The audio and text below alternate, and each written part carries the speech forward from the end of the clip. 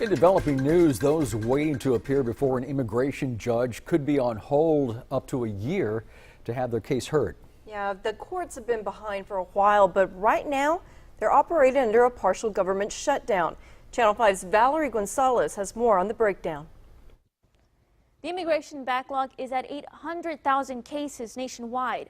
A majority of those cases that were going to be heard in the coming weeks are now on hold until the shutdown ends.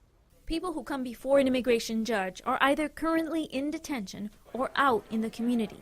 For the judges handling their cases, they break into two groups, the detained and the non-detained docket.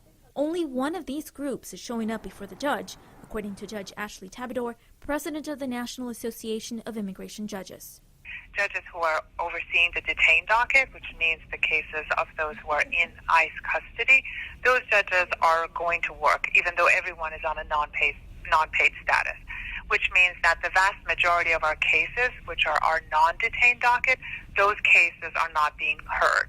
There's a backlog of over 114,000 in Texas, of those over 4,000 in Harlingen and about 840 in Los Fresnos, according to information obtained by Syracuse University. Every day, thousands of cases are heard by the 800 judges around the country. Only some are allowed to work during this time. Everybody received a letter, the furlough letter, for December 24th and 25th, and then for those who are in the accepted category, which means that judges who have been determined to be critical under the law, they have been told that they must come in. They too remain in the non-pay status, but the rest of us who have been told that we can't even come in. For those who can't go to court, their cases will roll over. Judge Tabador says they will likely go to the back of the line. You can't just tell 4,000 people on your docket to just come 2 weeks later. It doesn't work that way. If you can't come in on a day or you're prevented from coming in on a day, those cases will then have to be rescheduled for an available slot, which is oftentimes at the back of the line. So it'll be 2 or 3 or 4 year delay. Judge Tabador says members of the organization are eagerly waiting for the end of the shutdown to cut back on their caseload.